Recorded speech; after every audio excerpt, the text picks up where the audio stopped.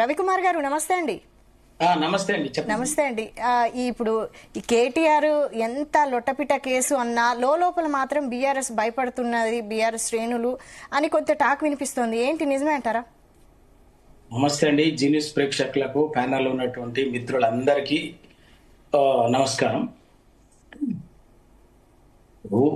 ఆ కేసు విషయంలో కేటీఆర్ గారు చాలా స్పష్టంగా చెప్పిండ్రు. కోర్టు ఇవన్నీ కూడా జరుగుతుంది. సరే, ఇందాక మిత్రులందరూ మాట్లాడిందని అయితే దాని గురించి, కేసు గురించి టిఆర్ఎస్ కానీ లేకపోతే కేటీఆర్ గారు కానీ టిఆర్ఎస్ నాయకత్వం కానీ భయపడాల్సింది ఏం లేదు, భయపడుతున్నది ఏం లేదు.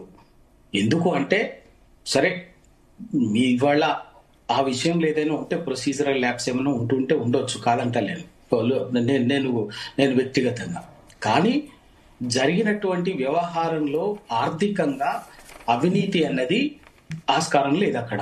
ఎందుకు అంటే ఈ ఫార్ములా అన్నది ఇవాళ ఎందుకు అంటే ప్రపంచవ్యాప్తంగా వస్తున్నటువంటి ఎలక్ట్రిక్ బ్యాటరీ వెహికల్స్ దాన్ని న్యూ జనరేషన్ కి సంబంధించి ప్రమోట్ చేయడం కోసము, దానికోసం అందరూ పోటీ పడుతున్న తరుణంలో ఎఫర్ట్ పెట్టి, ఎందుకంటే 2000 సంవత్సరంలోనే అప్పటి ముఖ్యమంత్రి చంద్రబాబు నాయుడు గారు దీన్ని ఇక్కడ కండక్ట్ చేయడానికి ప్రయత్నం చేసి అది చేయలేకపోయిండు.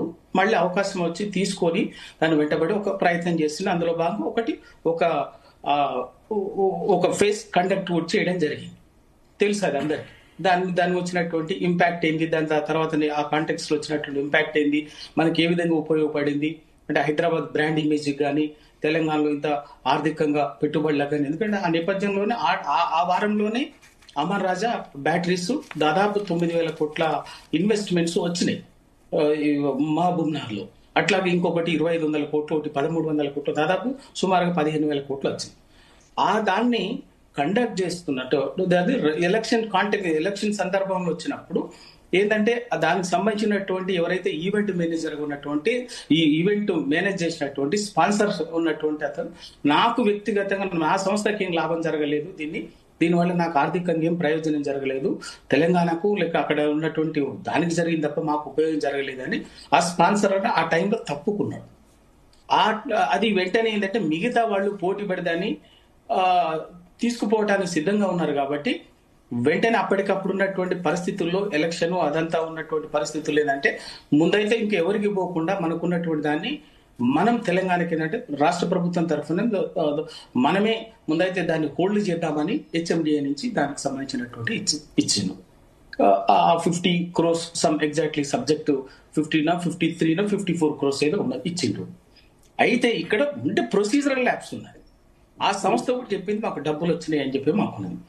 తర్వాత దురదృష్టవశాత్తు ఏమి జరిగిందంటే ప్రభుత్వం మారటం వల్ల అదే సమయంలో రేవంత్ రెడ్డి గారు ఏంటంటే కుట్రపూరితంగా, కక్షపూరితంగా దాన్ని ఈ ఫార్ములా రేషన్ అనేది ఏంటంటే అప్పటికి కేటీఆర్ గారు దాన్ని ఒక ప్రెస్టీజియస్ గా ఆర్గనైజ్ చేసింది కాబట్టి దాన్ని బ్రేక్ చేయడం కోసం ఏంటంటే దాన్ని ఈ ఫార్ములా నిర్వాహకులు కలిసినాక కూడా దాన్ని ఆయన డినై చేసి దాన్ని లోపల పెట్టి డినై చేసి దాన్ని చేయకుండా ఏంటంటే దాన్ని బ్రేక్ చేయడం వల్ల వచ్చినటువంటి సమస్య ఇది.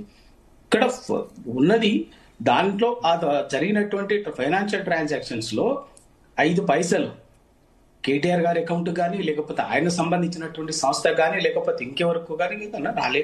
ఏ సంస్థ అయితే ఉన్నదో దానికే మాకే వచ్చింది అని చెప్పేసి అది అఫీషియల్ కూడా వాళ్ళు చెప్పింది. ఆ సంస్థ మా అకౌంట్కే వచ్చింది, మాకు వచ్చింది మేము అని చెప్పింది.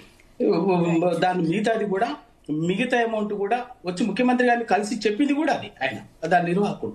మిగతా అమౌంట్ మాకు ఇంకో నెక్స్ట్ ఇన్స్టాల్మెంట్ ఇస్తే ఫిబ్రవరిలో దానికి సంబంధించినటువంటిది ఈవెంట్ జరగాల్సిందే అని చెప్పేసి ఉంది. కానీ ఇక పొలిటికల్ గా, రాజకీయంగా, లక్ష్యపూరితంగా ఇది చేయటం వల్ల అది కొంత ఏంటంటే సమస్య వచ్చింది. ఇక్కడ ప్రొసీజరల్ గా బిజినెస్ రూల్స్ లో ఇంత ఏమన్నా దానికి సంబంధించినటువంటి విధి విధానాలలో ఏమన్నా పొరపాట్లు జరుగుంటే జరగవచ్చు, కానీ నయా పైసా అవినీతి జరగలేదు, అది వాస్తవము. అందుకే కోర్టు దానికి ఏసీబీ కేసు అంటే ఏదైనా అవినీతి డబ్బులు ఇచ్చినా, ఏదైనా చేసినా, తీసుకున్నా, ఇచ్చినా కూడా ఇక్కడ క్లియర్ గా ఆ సంస్థ మా అకౌంట్ కే వచ్చింది, అకౌంట్ డబ్బుల ట్రాన్సాక్షన్ జరిగింది, మా అకౌంట్ కే వచ్చింది, మా దగ్గరే ఉన్నాయి అని చెప్పేసి మాకు ఇచ్చిందని కూడా చెప్పింది.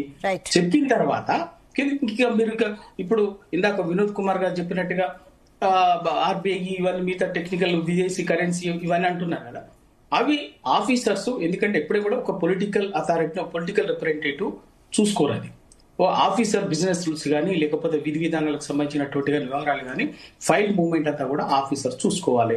ఆ ఎలక్షన్ టైంలో ఆ ఆఫీసర్స్ దానికి సంబంధించిన అయితే ఇక్కడ ఇందాక మిత్రుడు బీజేపీ మిత్రుడు ఒక మాట మాట్లాడిండు, ఆ డబ్బులు ఎక్కడికి పోయింది అని చెప్పి స్పష్టంగా ఆ సంస్థ చెప్పింది. మా అకౌంట్ కే వచ్చినాయి, మా దగ్గర ఉన్నాయని చెప్పింది. ఒకటి నేను వాళ్ళ ఆ మిత్రుడు ఇందాక మాట్లాడిండు ఏదో మొత్తం మీద డబ్బులు ఇది జరిగిన 54 ఇచ్చింది, దేనికోసం ఇచ్చింది నిజము, వాళ్ళు మేము తీసుకున్నాం అన్నది నిజం. అక్కడ ఇంకా వేరే ఇంకేం లేదు, ప్రజల డబ్బు ఇదని పెద్ద. నేను ఒక మాట అడుగుతున్నాను, ఈ దేశంలో 100 మంది కార్పొరేట్ సంస్థల కోసము బీజేపీ గడిచిన 10 సంవత్సరాల్లో నరేంద్ర మోడీ ప్రభుత్వము 16 లక్షల కోట్లని బ్యాంకులకు వేవ్ ఆఫ్ చేసింది. అది ప్రజల సొమ్ము కాదా? ఎవడిచ్చింది అధికారం బీజేపీకి, నరేంద్ర మోడీకి? అది ప్రజల సొమ్ము 16 లక్షల కోట్లు. ఈ దేశంలో ఇంతకంటే ఆర్థిక విధ్వంసం ఉంది, ఇంతకంటే ఆర్థిక దోపిడీ ఉంది, ఇంతకంటే ఆర్థిక నేరమేముంది? బీజేపీ ఇది ప్రజలకు చెప్పిందా? మీరు ఏం చెప్పారు ఎన్నికల అధికారంలోకి వచ్చాకమంటే ముందు? దేశంలో విదేశీ బ్యాంకుల్లో ఉన్నటువంటి స్విస్ బ్యాంకుల్లో ఉన్నటువంటి ప్రతి పైసా తెచ్చి ప్రతి పేదవాడికి, భారతదేశంలో ఉన్న పేదవాడికి 10 లక్షల అకౌంట్లో జమ చేస్తామని చెప్పారు. అబద్ధమా? మీరు పెద్ద పెద్ద మాటలు మాట్లాడే ముందు ఒక్కసారి ఆలోచించుకోవాలి. బీజేపీ నాయకులు 16 లక్షల కోట్లని ఈ దేశంలో ప్రజల సొమ్మాది, 16 లక్షల కోట్లని అప్పనంగా 110 కార్పొరేట్ సంస్థలకి రద్దు కట్టబెట్టి ఇవాళ పెద్ద సత్యహరిచంద్రుడు మాటలు మాట్లాడుతున్నారు. ఇవాళ ఈ దేశంలో ఇప్పటికీ అప్పు ఎంత ఉందండి? 1,60,65 లక్షల కోట్లని అప్పులు చేసి పెట్టారు. ఒక తెలంగాణలోనే అప్పయినట్టు మాట్లాడుతున్నారు. కొత్త తెలంగాణ రాష్ట్రంలో ఇక్కడ ఈ తెలంగాణని అన్ని రంగాలు అభివృద్ధి చేసుకోవడం కోసం 70 సంవత్సరాల్లో విధ్వంసం చేసిరు ఆ సమైక్యాంధ్ర పాలకులు. పునర్నిర్మించుకోవడం కోసము, ఇక్కడ ఉన్నటువంటి ఆర్థిక వనరులు పెంచుకోవడం, ఉత్పాదక రంగం పెంచుకోవడం కోసం